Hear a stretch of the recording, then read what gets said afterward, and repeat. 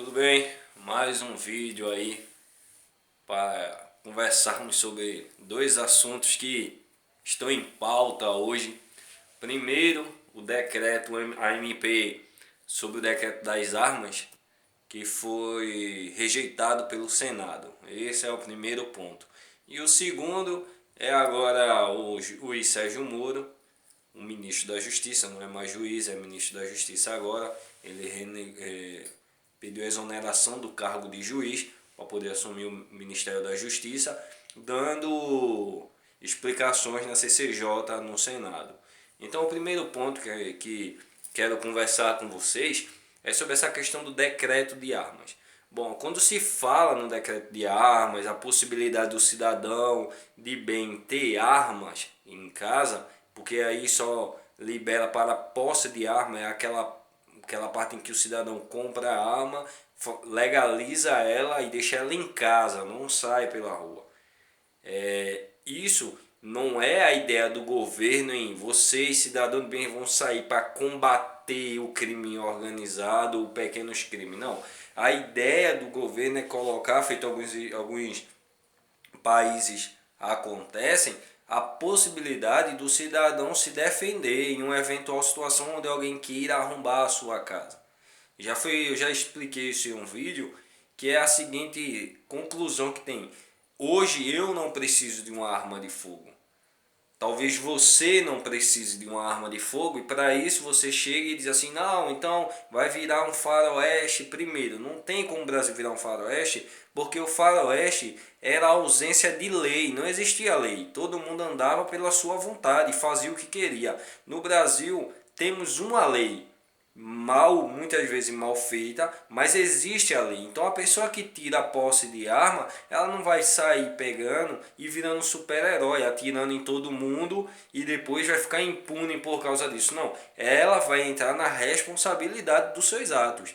A mesma coisa é se ela saísse de casa com a faca comprada na Tramontina e saísse esfaqueando as pessoas no meio da rua. Ela seria, de acordo com a lei, processada de acordo com o Código Penal. Então isso é evidente. Essa conversa que vai virar o faroeste. Não, o que a gente tem que pensar é o seguinte: eu não preciso de uma arma, mas tem fazendeiros nos lugares mais remotos do Brasil que a viatura policial mais próxima dele está a 50 quilômetros, 30 quilômetros de distância. Se alguém tentar invadir a casa dele para assaltar ele, estuprar a esposa dele, o filho dele, fazer um latrocínio que é um roubo seguido de morte, a viatura, quando chegar, ele já vai estar quase em estado de putrefação. É uma hipérbole, é um exagero meu, mas é para você ter a noção do que é que acontece. Então, quando a lei vem garantindo o direito a uma posse de arma, eu não preciso de uma arma, eu não compro uma arma. Nem preciso, nem tenho condições de momento, então eu não quero uma arma. Você talvez a mesma coisa. Mas eu tenho que proibir o fazendeiro que está lá com seus 10 boi, que toda manhã sai para poder capinar, ter o que comer, se sustentar. Eu posso impedir ele de ter uma arma? Já que ele mora em um lugar remoto? Não, a lei tem que dar essa garantia a ele. Quem não quer arma, não compra arma, mas a garantia, a lei tá. É a mesma questão que eu coloco, por exemplo, hoje no Brasil, o que mais mata? Moto. Segundo já algumas pesquisas mostraram que a motocicleta, a moto, meio de transporte, mata mais do que acidente de avião. Por ano, o número é muito grande de acidente de moto. Então, vamos fazer uma lei no Senado proibindo o uso da moto. Vai parar de fabricar, fábricas vão fechar, pessoas vão ser demitidas, não terá mais um meio de comunicação tão barato, tão em conta para as pessoas utilizar. Por quê? Porque morre muita gente andando de moto. Pode-se fazer isso? Seria legal? Eu não estaria tirando o direito da pessoa. Ora, eu não quero uma moto. Se eu não quero, eu não compro. Mas eu impedi o outro de comprar.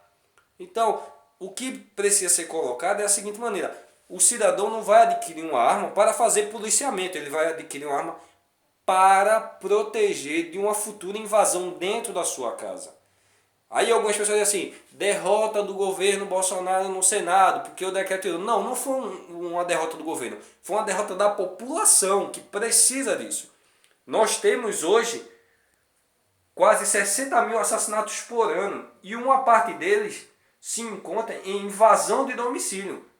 O camarada que invade ali para tentar subtrair isso, para poder fazer alguma coisa, e o cidadão de bem que está lá dentro só tem faca de serra. Porque às vezes até uma peixeira ele se acha muito, que acha que é muito fatal ter uma peixeira dentro de casa. Então eu trago esse vídeo só para você ter a ideia da informação. Segundo ponto, para eu passar para o do Sérgio Moro, é que quando você pega países feitos Chile, Uruguai,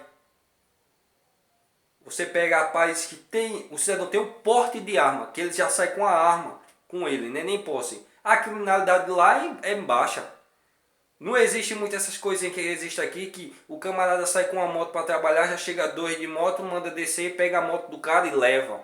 Pega o carro do cara e leva. Lá não acontece muito isso, porque quando ele vai fazer isso, ele tem que ter ideia, eles param e pensam que dentro do carro pode ter 4 pessoas, e as 4 podem estar armadas. Então será uma pessoa com arma contra 4. E bandido, muitas vezes, a maioria das vezes, ele não tem coragem de um confronto, porque ele não tem treinamento para isso. Então para ele, lá nos países é melhor de ver roubar, furtar, que é aquela questão, a pessoa deixou a moto no lugar, ele vem, faz uma ligação direta e leva a moto. Mas ele impede esse confronto. Então na hora o índice de criminalidade cai sobre isso. Voltando à parte agora do Sérgio Moro, quero ser rápido nesse vídeo de hoje, é o seguinte. A impressão que dá é que os ratos se reuniram e convidaram o gato para dar explicações sobre por que eles não têm liberdade para levar o queijo. É essa a impressão que dá. Porque quando você pega um exemplo, o senador Humberto Costa do PT, daqui de Pernambuco, e ele coloca a seguinte maneira: não, porque o senhor deveria sair do Ministério da Justiça, porque no áudio que não sabe se é verdade ou não, porque um professor da USP, pós-graduado, pós-doutorado em Engenharia da Informação já disse, da Informática já disse, que é impossível essas ligações estarem certas por causa dos códigos que se coloca na mídia social para poder exatamente impedir tais situações como essa. Se um hacker, por exemplo, entrar no celular, agora, no meu celular, e mexer nas mensagens do WhatsApp, provavelmente o WhatsApp vai embaralhar essas mensagens. Então quando ele faz isso, é praticamente impossível colocar essas mensagens em ordem cronológica. É tanto que algumas pessoas já acreditam, alguns jornais mesmo já pegaram e viram isso, que as mensagens de Sérgio Moro tem mensagem de 2015 junto com 2016, com 2017, com 2018, que formaram uma mensagem só que foi liberada pelo INTSPT, que é o site que está liberando. Outra coisa, o juiz Sérgio Moro já entregou o seu iPod, seu celular para a Polícia Federal fazer uma vistoria, e a Polícia Federal já pediu os documentos desse jornal Intercept e eles ainda não deram nada. Porque como é que vai dar credibilidade a uma coisa que não tem como eles passarem e ver se aquilo é real ou se é inventado? Vou dar um exemplo mais claro. Eu pego aqui e digo que você cidadão que está assistindo esse vídeo, cometeu um ato de adultério. E eu faço aqui um monte de mensagem no celular, como se fosse você mandando mensagem para outra pessoa, e envio em vários grupos.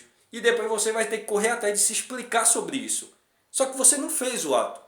Ninguém sabe se você fez ou não fez, mas você que vai ter que estar correndo agora para se explicar de uma coisa que você não tem o acesso.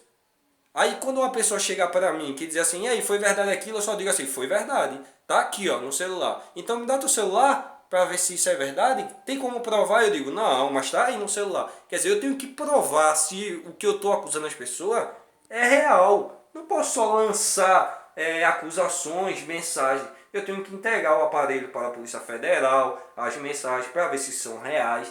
A gente tem que raciocinar isso. Existem informações para isso.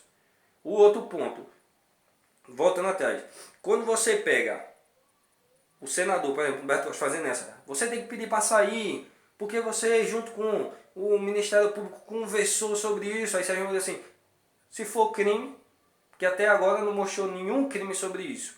Aí o que eu acho engraçado é que quando você pega Humberto Costa, ele está na Lava Jato. Não foi preso ainda, com certeza. Tenho certeza absoluta. Não foi preso ainda, porque tem foro privilegiado, é senador. Se ele tivesse perdido nessa campanha. Ele cairia para o juiz de primeira instância e provavelmente poderia ser condenado. Então é a ideia que se dá. Me parece um pouco ilógico você estar chamando um juiz que prendeu corrupto para estar se defendendo no meio de pessoas que têm ação por corrupção. Me parece estranho, só eu acho estranho, ou tem mais gente que acha? Porque parece que o brasileiro parou de raciocinar. Entendam isso. É um juiz que tem já prendeu quase 170 corruptos. Tem um monte lá no Senado que é acusado de corrupção, feito o senhor Alberto Costa, o senador Fernando, outros senadores que estão lá, e eles chamam o juiz que prendeu corrupto. Eles que estão com acusações de corrupção para poder pedir explicações ao juiz. Eu acredito que o Brasil só vai para frente quando a gente começar a raciocinar e pensar o seguinte: não deveria ser o contrário? O outro ponto: o STF, que é o juiz lá de cima, Supremo Tribunal Federal, foi pego conversando com clientes, com pessoas que deveriam estar presas, com pessoas que foram presas e depois foram absolvidas pelo próprio STF. Quando foi que o Senado chamou eles para conversarem sobre a ação deles? Por que o Senado não aceita a CPI da Lava Toga, que exatamente é a CPI que vai investigar juízes para saber quando eles estão errados? Mas os primeiros juízes que vão cair são do Supremo. E quando mandam isso para lá, pedindo a CPI, o Senado nunca aceita. Aí agora o Senado se sai como um super-herói para conversar com um juiz que prendeu corrupto, que está sendo considerado como errado. Vamos raciocinar um pouco? Vamos ver o que é que está certo nessa história? Então eu deixo para vocês avaliar aí, pesquisa aí um pouco, avalia aí, tá ok? Se puder seguir aí, tem um canal no YouTube para poder vocês todos os dias ter vídeo informativo. E deixo aqui minha opinião. Valeu, pessoal!